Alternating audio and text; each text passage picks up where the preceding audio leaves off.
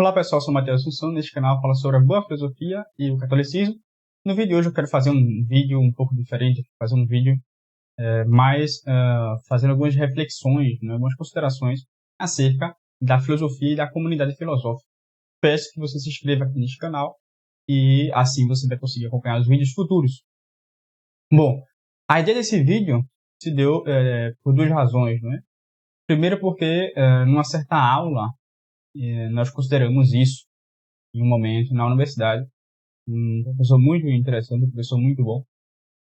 E uma outra razão é devido a um amigo, né, que lançou um livro, o Vitor Amorim Mesquita, que lançou um livro chamado Lições de Metafísica Atomista e Outros Opúsculos. Né? E o Vitor é um rapaz muito jovem, né? Então, eu vou aqui utilizar o caso dele como exemplo, evidente que eu pedi autorização, né, para poder citar isso, apesar que não atinge muitas pessoas nos meus vídeos, mas ainda assim pedi autorização. Mas o Vitor, quando resolveu lançar, e aí você pode entender toda a razão, né, desse vídeo aqui, desse tema, que certamente vai interessar a muitas pessoas que iniciam a vida de estudos ou a vida filosófica, que são pessoas novas. Eu sou novo, mas há pessoas mais novas que eu. O Vitor tem 18 anos, se não me engano. Mas há pessoas que são novas, que são como que uma pérola na sociedade atual, diante da degradação da inteligência, da vontade e tudo mais. Então, essas pessoas, às vezes, ficam um pouco perdidas, desorientadas, não é? Às vezes encontram o famoso livro do padre Sertillanges, o livro A Vida Intelectual, certo? E então, adquire conselhos que são realmente muito bons, não é? Conselhos que vão nortear a via de estudos. Mas, às vezes, algo não fica muito claro. Isso foi justamente o que aconteceu com o Vitor, que mais adiante isso esclareceu, né? Ele ficou ciente dessa questão. E nós conversávamos sobre isso. O Vitor, inicialmente, ele queria publicar esse livro, mas ele não se importava tanto com uma revisão pelos pares, não é? Ele queria publicar esse livro, Lições de Metafísica Atomista e Outros Opúsculos, que é uma coletânea de textos, certo? Uma coletânea de textos aqui, e aulas, né, que ele chegou a dar. Então, ele não tinha muito interesse dessa revisão por um par. Sendo que eu insistia com ele de que ele fizesse essa revisão, que ele submetesse o seu texto, aquilo que ele estava explicando para as pessoas, a um superior, certo? Ou seja, alguém que tenha um conhecimento maior do que ele e que, portanto, seria, nesse sentido, um mestre, e ele como um discípulo, certo?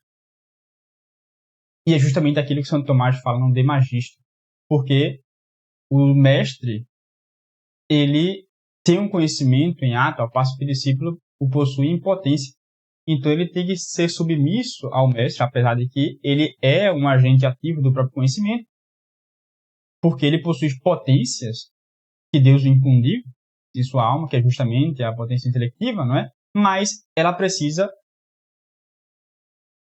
se desenvolver, ou seja, ela tem conhecimento enquanto razões seminais. O conhecimento que está ali, os princípios que estão ali, os primeiros princípios da razão especulativa e da razão prática que estão ali, eles precisam desabrochar com o tempo, e isso é papel de um mestre fazer, porque o discípulo por si mesmo não vai conseguir fazer isso.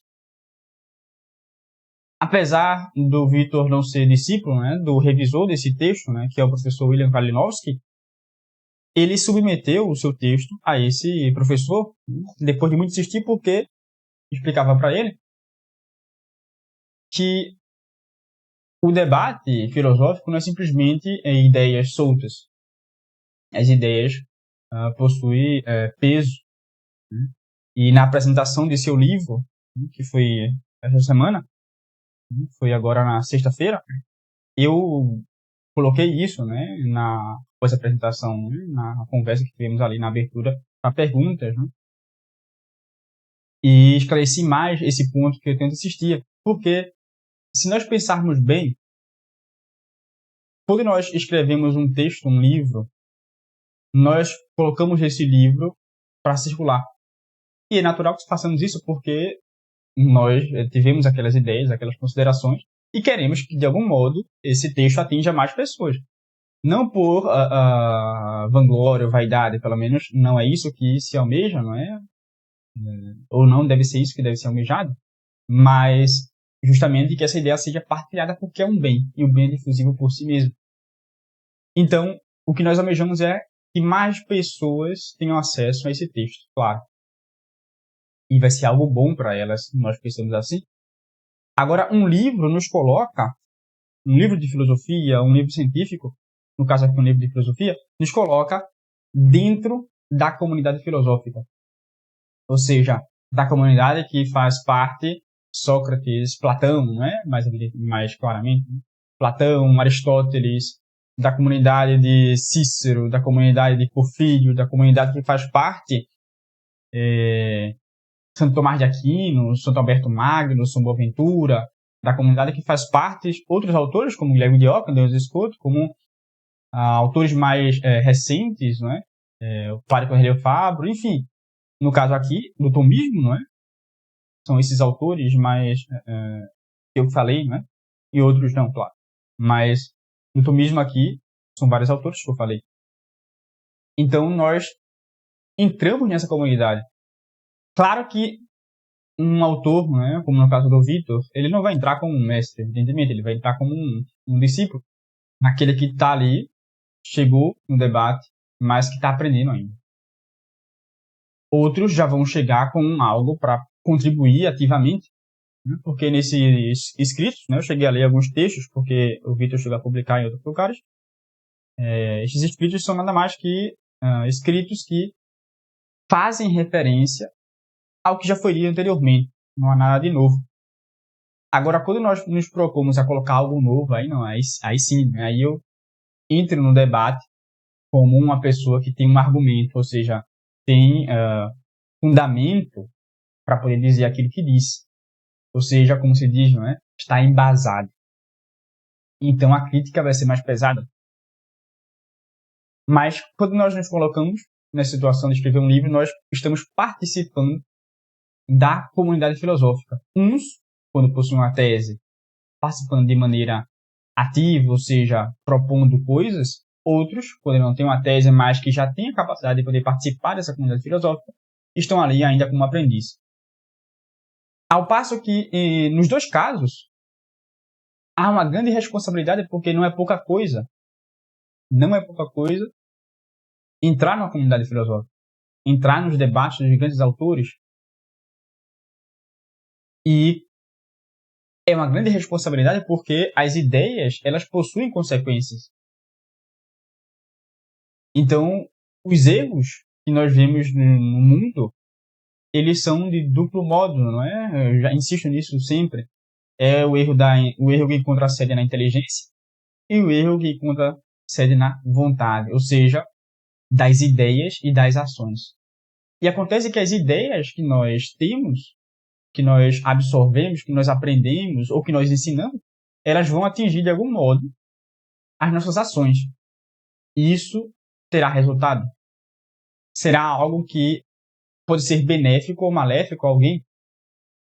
E também a nós, porque nós, em algum momento, teremos que dar conta dessas ideias. Se não aqui neste mundo, no juízo, diante de Deus, e então merecer a glória ou a pena, né, a danação privada da visão de Deus. Claro, né, a depender do peso, né, que essa ideia teve, né, e da consequência que ela trouxe, evidentemente. As ideias que foram benéficas, certamente nós teremos aí bons frutos, não é? E Nosso Senhor ficará muito feliz. Mas as ideias que deram maus resultados, certamente merecerão justamente, de maneira justa, os castigos que hão de vir. Então, as ideias, elas têm consequências. E têm consequências para as pessoas, já aqui neste mundo, as pessoas que leem. Pode ser que um livro escrito ele não atinja muitas pessoas naquele momento, mas lembremos, Platão, quando ele escreve ele quer atingir não só os seus contemporâneos, porque se ele quisesse atingir apenas seus contemporâneos, ele apenas utilizaria da viva voz. Mas Platão, ele escreve um texto, escreve os diálogos. Então, a sua intenção é que aquelas ideias sejam perenes, elas passem o seu período, fique para a posteridade. Então, essas ideias, como que imortais, elas sobrevivem muito mais do que o próprio autor.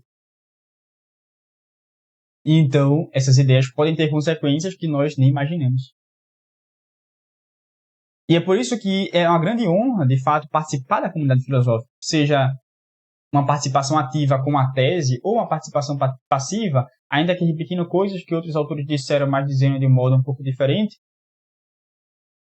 ou seja, como um discípulo ainda assim, nós temos aí consequências que vão sair disso.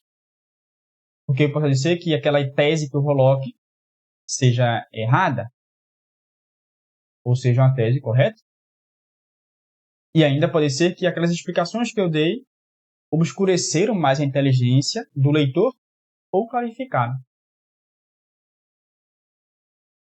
Ou ainda, pode ser que eu disse algo errado, né? Não compreendi muito bem aquilo que eu estava lendo, aquilo que eu aprendi com um dado autor. Então, as ideias possuem consequências. E foi por isso, né, que eu insistia tanto para o Vitor, né, e também falar para outras pessoas, né, que submetam o que vocês escrevem, né, à comunidade filosófica, ou seja, aos pares, ou ainda ao superior. Aquele que está um pouco acima, porque ele vai saber analisar melhor o texto e vai falar, bom, vamos corrigir isso, aquilo, e então vale publicar.